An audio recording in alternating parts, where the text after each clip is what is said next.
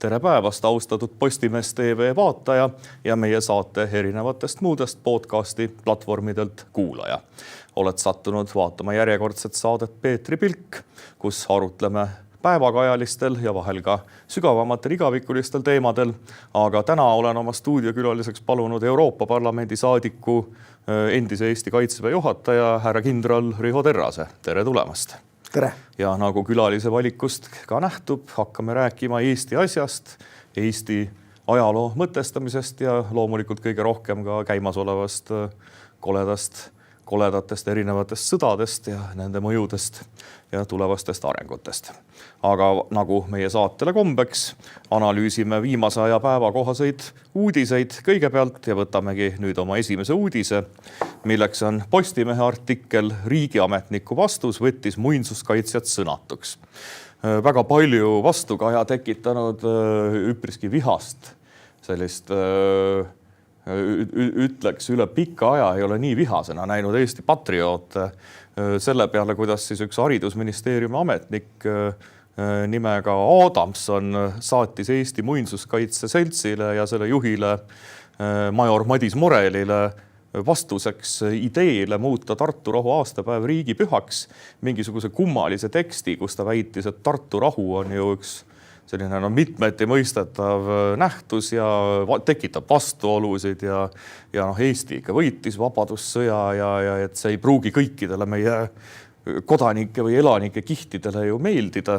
Ühesõnaga sõna soust keegi arvas ka, et AI poolt koostatud, aga et sellist, ütleme, meie riigi kõrge ametniku, ministeeriumi osakonna juhataja on kõrge riigi ametnik, ta esindab oma sõnadega juba Eesti Vabariiki, et lihtsalt selline jutt, et meie Tartu rahu, millel põhineb kogu Eesti iseseisvuse alus ja ka riigi alus, et järsku see on midagi vastuolulist, mis ei meeldi kellelegi. Et küsikski, et nagu, mis see meie kui eestlaste asi on, et see kellelegi ei meeldi, et kuidas sulle kõike seda lugedes mulje jäi, et mis meie riigis toimub? No alustame sellest, et see kõrge ametnik peale selle vastutab ka kogu Eesti riigikeele eest seal haridusministeeriumis ja me oleme ju näinud, kui raske on Eestis oma enda keeles hakkama saada.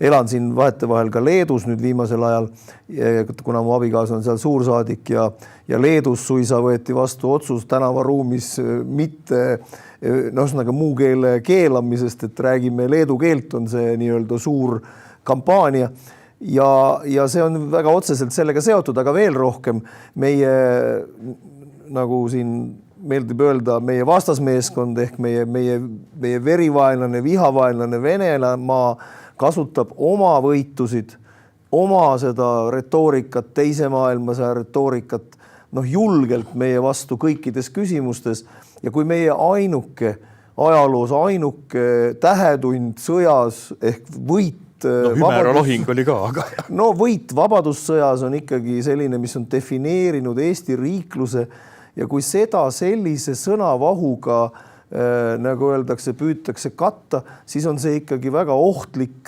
tendents ja kui see oleks AI poolt tehtud, siis on see veel ohtlikum, sest AI korjab oma info ju sellest, mida inimesed sellel teemal räägivad, mis on nagu meie selles sotsiaalruumis kasutusel. Et mina arvan, et see tendents on laiem. Mulle väga meeldis Maarjo Vaino selle teemaline sõnavõtt ERR-is, aga see probleem on ka, ma just olin eelmine nädal oma kodukandis, kust ma pärit olen, ma olen Jõhvist pärit, olin seal erinevates koolides ja näha on, et see eesti keele oskuse tase on erakordselt madal. Ka eestikeelsetes õppeasutustes ja koolipapa Aguri initsiatiiv on minu arust väga teletulnud seal kandis ja minu arust me peaksime olema palju rohkem läbi suruvad oma enda narratiiviga ja kui ma küsisin, need lapsed seal või noored, kellega ma suhtlesin, neil ei olnud õrna aimus, mis asi on 20. august, mis juhtus 20. augustil 1991. Neil ei läinud ükski tuluke põlema, et see võiks olla seotud kuidagi Eesti Vabariigi taastamisega ja nii edasi. Ehk et me püüame olla viisakad, tagasihoidlikud, meeldida kõigile, sest ega see surve ei ole tulnud ju Venemaalt, see surve tuleb ju nendest riikidest, kus me, nagu öeldakse, liidus oleme, et olge nüüd ettevaatlikumad, ärge neid niimoodi süüdistage ja nii edasi. Ka sellele survele tuleb vastu seista kõigi nende prantslaste ja sakslaste ja kes iganes meile neid mõjusid avaldavad ja seista oma narratiivi eest ja oma vabadussõja võidu üle uhke olla.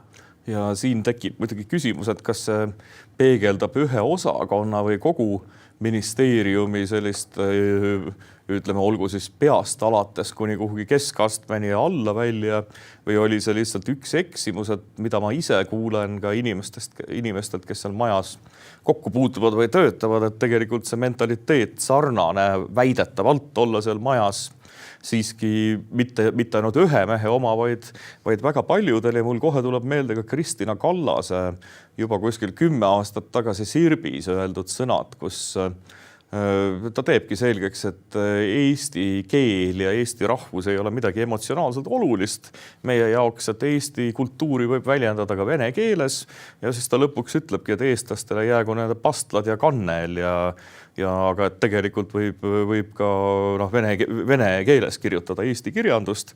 Et tegelikult, nagu sa väga õigesti mainisid, see ongi selline mingi prantsuse vasakpoolne selline suhtumine, eks, kus sul ei ole, prantslased on muidugi roomlaste järeltulijad, nad räägivad ladina keele mingit dialekti, mis siis Napoleoni ajal on kuidagi saadud üheks prantsuse keeleks kokku, aga meie oleme siin ajalooline mitu tuhat aastat vana oma sellist kultuurilist järjepidevust kandnud, ütleme hõimude kogum või rahvas, kellel ei ole sellist arengut olnud, me esindame väga-väga vana ja iidset mõttelaadi ja kultuuri, et kuidas sina oled näinud, et kas see on meie riigiametites üleüldiselt, on see prevalveeriv suhtumine või on ka mingit sellist isamaalist või rahvuslikku sellist vastukaalu?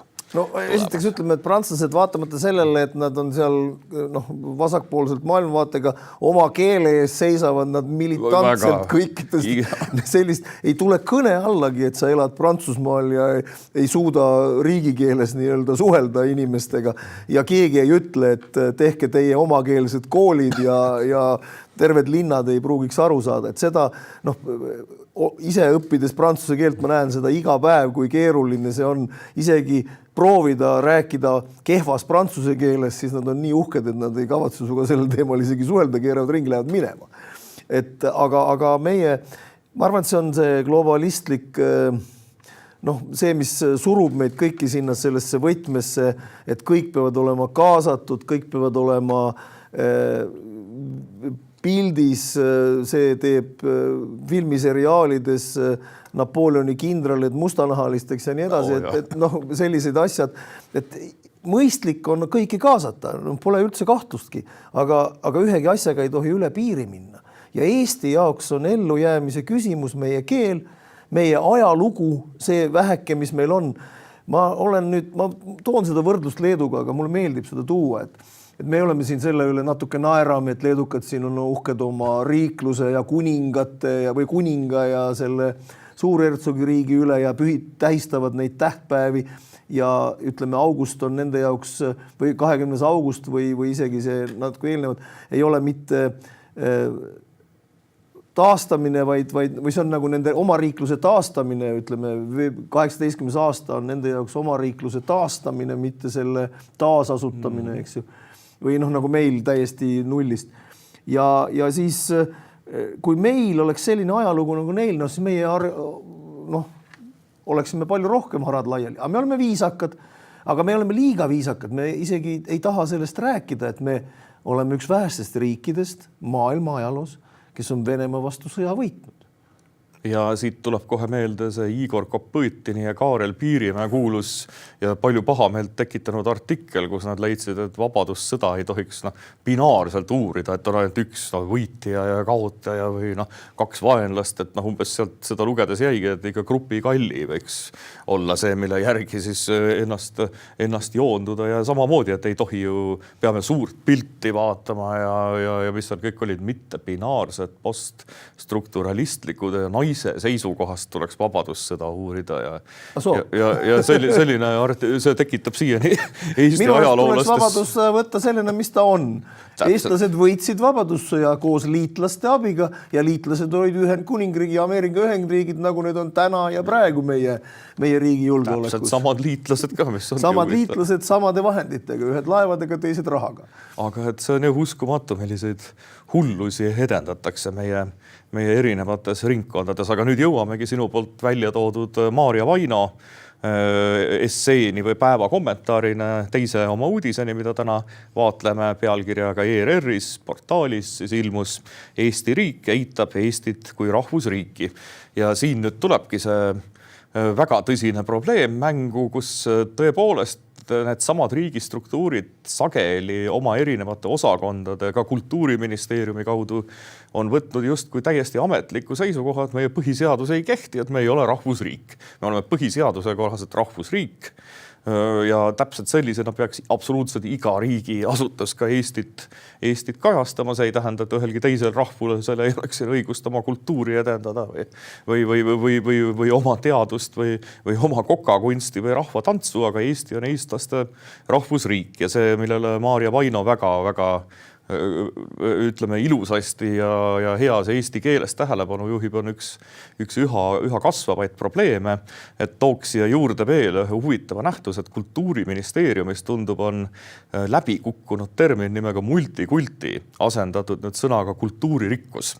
Et multikulturalism, see sai selliseks ropuks sõimusõnaks, aga nüüd on uus sõna, millega saab kõike seda täpselt sama jätkata, kultuuririkkus, et nüüd me räägime sellest ja Maarja Vaino räägib seda muidugi Eesti riigi arengukavade ja kõige seisukohast, aga tegelikult me näeme seda kultuuri vallas, ajaloo vallas kõikjal, et tegelikult selle muinsuskaitse seltsile antud vastusega täpselt sarnased probleemid, et mis teha, eks, et.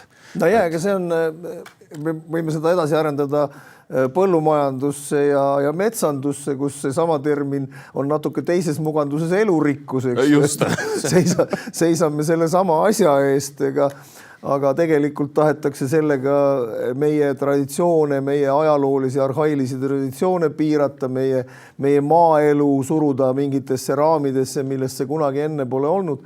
Et kõige tähtsam on säilitada seda meie oma iseolemise põhialust, maa, mis kuulub põllumehele, kes ise on kõige sellega seda hooldada selliselt, et see ka meile jätkusuutlikult meie maa oleks ja meile annaks seda, mis meie jaoks tarvis on, toitu ja nii edasi, meie elukeskkonda, metsa ja sama on selle keelega, et tegelikult manifest kõigile Eestimaa rahvastele, Eesti Vabariigi üks fundamentaalne dokument räägib küll kõigist Eestis elavatest rahvastest, aga ometi see on rahvusriigi definitsioon seal sees ja selle rahvusriigi definitsioon on saanud konstitutsiooni meie Eesti põhiseadusesse ja see Eesti rahvas väikse tähega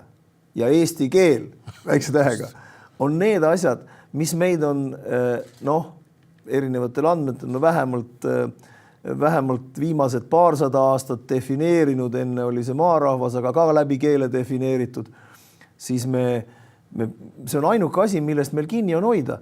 Ja kui me hakkame sellest loobuma ja tänases kultuuriruumis või tänases, ütleme ka meie Eesti keskkonnas on kohutavalt palju, enam vene keelt ei ole, kuigi ka väga paljud sõnad on venekeelsed, isegi reklaamidest kuuled venekeelseid roppusi, Eesti ettevõtted seda alkomeetrit ja kasutavad seal venekeelseid roppe sõnu.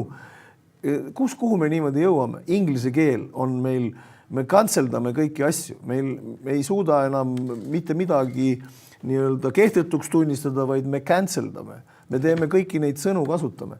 Me peame hoidma oma keelt, hoidma oma keele kasutust, oma keele oskust ja mitte ainult siin Eestis elavatele eestlastele, vaid kõik, kes siin riigis elavad, olenemata nende päritolust ja kodusest keelest, peavad olema võimelised eesti keeles suhtlema ja ka see käib väga hästi ka kaitseväes ajateenijate kohta. Seda igatahes, et nagu sa Pariisigi kohta mainisid, ma ei ole tõesti või Prantsusmaa kohta ma ei ole seal ühte taksojuhtiga kohanud, ükskõik kui kummalisest rahvusest või piirkonnast, kes ei räägiks prantsuse keelt. Meenub Varssavis samamoodi üks Indust taksojuht, see Varssavi lennujaamalt võetud, küsisin ikka nagu taksojuhiga ajad juttu, saad alati kohalikest oludest teada, et kuidas neil poola keelega on, et kas peab taksojuht ka oskama, siis ta ütles, et aga loomulikult peab, ma ju töötan ja elan Poolas. Ja siis see Indust taksojuht nagu oli imestanud, et nagu mis küsimust ma küsin. ja siis meil tuleb jälle endal meelde, et pärast laulupidu venekeelne taksojuht sõimas meid veel fašistideks. Nagu, kui olime korbiteklitega, astusime Bolt taksosse, siis me olime fašistid, kasutas venekeelseid roppusi. Järgmine päev üritan minna kesklinnas restorani sööma. Restoranis ei ole mitte ühtegi eesti keelt oskavat töötajat, ei kokka, küsisin veel spetsiaalselt üle, et kas ükski on, ei ole, eks. Ja niimoodi... No süüa said või? Ma läksin tegelikult teise kohta, et ma keeldusin pärast laulupidu söömast kohas, kus minuga ei räägita eesti keelt. Aga see on niivõrd masendav. Meie viimaste aastate, ütleme, ma isegi viimase aasta 10 vast võib-olla rohkem selline tendents, et meil kuidagi on see muutunud iseenesest mõistetavaks, et me alles jääme. Aga see tegelikult ei ole nii ja meie keel on meile nii oluline, meid defineeriv asi, et me tegelikult peame selle eest kõvasti hoolt kandma rohkem, kui me seda teeme ja seal me võiksime prantslastelt õppida, kuidas seda teha. Kuigi prantslastel on see kahetsusväärne süsteem, et neil on kodanikupõhine riik, eks igaüks on prantslane, kes siis saab prantsuse passi, aga neil on teissugune ajalugu, neist mingis mõttes võib nagu aru saada. Aga ometi peavad kõik prantsuse keelt oskama. Aga kõik peavad prantsuse keelt oskama, aga meil on põhiseaduse kohaselt rahvusriik. Meil peaks see nagu topelt selge olema. Täpselt nii. Ja siis ongi, ega muud ei olegi, kui mis tahes järgmine valitsus peab vist hakkama väga karme mingisuguseid ma ei tea, milliseid meetmeid rakendama, aga midagi tuleb ette võtta, sest muidu on 10 aastat edasi ja on asi veel hullem. Võib-olla mitte karme, aga järjekindlaid. Aga võib-olla karme. Ma arvan, et see karm on selline, mis sa hakkad vangi panema. Aga järjekindlad, et kui sa ei oska, ei saa seda, ei saa teist, ei saa kolmandat. Näiteks ei saa diplomit, ei saa haridusdokumenti, ei saa seda ja nii edasi. See kõik ju mõjutab.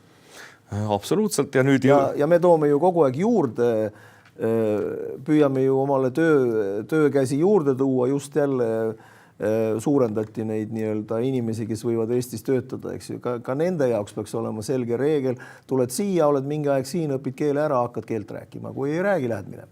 Absoluutselt, aga et nüüd jõuamegi tegelikult siis oma ühe peamise järgmise teema juurde, milleks on need traagilised sõjad, mis praegu maailmas toimuvad ja see viibki selle mõtteni, et tegelikult ju, kui me räägime Ukraina sõjast või ükskõik mis sõjast, et meie peame ju võtma oma keele kaitset mõnes mõttes ka kui riigikaitsena või isegi sõjana, sest see on meile tungib peale tohutu paljusus, ükskõik milliseid muid, ütleme, kultuure, eriti ida poolt, kelle eesmärk ongi meid võib-olla alla suruda, siis mitte isegi füüsiliselt, vaid me kaome ära, kui me ei seisa iseenda, ütleme, rahvusliku ja kultuurilise olevuse eest. Aga et võtame oma 3. uudise ja selleks on Eesti Rahvusringhäälingu portaalist pealkirjaga Trump võtab Hiinasse kaasa Nvidia, Apple'i ja Tesla juhid. Et me kõik teame, et kõik need sõjad on omavahel nii Hiinaga toimuvad hõõrumised, Iraani sõda, Ukraina sõda, nad on tänases täielikult globaliseerunud maailmas, kõik on omavahel seotud, et ei ole ühtegi asja, mis oleks kuidagi üksteisest tänapäeval enam eristatav nii majanduse kui rahanduse või mille iganes kaudu, aga mis teeb selle visiidi just huvitavaks Trumpi poolt USA delegatsiooniga, on meeletu kogu see ettevõtlusjuhtide Hiina viimine ja me ka kõik teame, et Hiina diktaator Xi võiks, ütleme, ühe telefonikõnega selle Ukraina sõja lõpetada, öelda lihtsalt Putinile, et ta enam ei toeta Venemaad ei rahanduse ega muudel aladel ja Putin oleks sunnitud selle sõja lõpetama. Et mul tekkis küsimus, et kas Trump hetkel tahab Hiinale pakkuda mingit sellist suurt majanduslikku koostöö raamistikku, öelda hiinlastele, et hakkame nagu koos eksisteerima, aga et teie toetate omakorda igasuguste sõdade lõpetamist. Et kuidas sulle on mulje jäänud, et vahel siin mingid inimesed spekuleerivad, et just sellise ettevõtlusele rõhupanek selle Hiina visiidil võiks olla selline oliivi oksa pakkumine, mida Trump proovib, mida ta on jällegi valede lõpptulemustega aasta otsa teinud Venemaaga. Et kuidas see tundub? No alustame sellest, et Trump on ärimees ja äritelevisiooni kaasavõtmine Hiinasse ei ole mingi üllatus, eriti valdkondades, kus täna tegelikult otsustatakse maailma järgmise sajandi majandusnäitajad. Mina paneksin ja ma ei tea, kui võib-olla see on liiga palju üle ääre, aga Trump pidi minema tegelikult ju sinna Hiina külla märtsikuus, vahetult enne seda, kui see sõda algas, eks ju.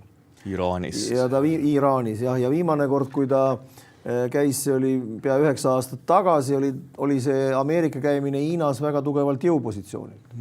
Täna, kui me vaatame seda hetke, ütleme selle aasta alguses, kui ma oleksin hiinlane, siis ma ütlesin, et las ta tuleb, aga et väga paljudes valdkondades on viimase 10 aasta jooksul Hiina võtnud üle väga palju juhtrolli kohtades, kus tavaliselt on see olnud Ameerika Ühendriikide käes. Et hiinlastel on palju tugevam jõuõlg täna ja täitsa ilma mingisuguse mängukaardita minna oleks problemaatiline, et ma isegi väidan, et kuna 80% Hiina fossiilsetest kütustest tuleb läbi Hormuzi väina, et see sõda Iraaniga, ja see on täielik spekulatsioon, aga mulle siiski tundub, et see võis olla ka üks osa sellest Hiina poliitikast, sest Ameerika Ühendriigid alates juba Obamast, isegi mitte Trumpi esimesest, vaid isegi Obamast alates on defineerinud Hiinat kui enda kõige suuremat vaenlast konkurenti. See sõnastus on erinev, aga kokkuvõtteks ikkagi vaenlane. No see vastab reaalsusele. Ja vastab reaalsusele, just, ja hiinlased näevad seda ju samamoodi. Lihtsalt need on erinevad poliitikad, et kui sa lähed sinna ja sul mitte midagi taskus ei ole, täna on vähemalt see, et teeme selle Hormuzi väina lahti, et meil on mingi ühine teema. Aga see on viinud nüüd olukorda, kus tundub, et Ukraina ei mängi selles kontekstis mingit rolli, vähemalt Trumpi jaoks. Trumpil on ikkagi vaja siseturul ka näidata võitu ja, või ükskõik mis tulemust. Annaks jumal, et see nii oleks, eks ju, aga tegelikult on ikkagi, muidugi Trump peab näitama võitu, et ta on suutnud diile teha, et ta on suutnud teha majanduses häid diile, mis on Ameerika Ühendriikide kasulikud. Aga Taiwani, kui seda Taiwani meediat ja ma olen seal nüüd ka viimasel ajal ise käinud ja nendega suhelnud tihti, kui seda meediat vaadata, siis nende jaoks on väga selge, et selle visiidi ajal on Taiwan õhtusöögis mitte kutsutute, vaid toitude nimekirjas, eks ju, et kuidas, mis Taiwanist saab, on väga oluline ja Hiina jaoks on see, et et teeme seda ja teist, aga te siis ei anna seda suurt relvasaadetist Taiwanile, mida nüüd Ameerika Ühendriigid on planeerinud. Nii et suur maailma poliitika, loomulikult Venemaa sõltub selles sõjas Ukraina vastu väga selgelt Hiina poliitilisest toetusest ja seetõttu kogu selle protsessi ajal, kui paljud riigid on rääkinud Venemaa tuumavõimest, siis mind ei ole seda kunagi muretsema pannud, sest hiinlased lubavad venelastel mängida oma poliitilist mängu nii kaua, kui see nende mängumaale ei trügi ja Hiina ainuke koht, kus Hiina ei ole maailma suurriik selles globaalses mõttes, on tuumarelvastus. Et Hiina on seal ikkagi mängib hoopis teises liigas täna veel. Ja nii kaua, kui Hiina ei ole jõudnud sinna suurde liigasse, nii kaua ta ei lase ka oma sõltlastel, nagu seda Venemaa on, seda teemat näppida, et see on hoidnud nagu, aga Hiinale põhimõtteliselt on ju sõda Ukrainas olnud kasulik. Ja kindlasti. Kõikides vahendites. Küll aga absoluutselt ei ole kasulik sõda Ameerika ja Iraani sõda, ehk et selle sõja kohta see asi käib. See on kindlasti asi, mida seal kõige esimese asjana arutatakse.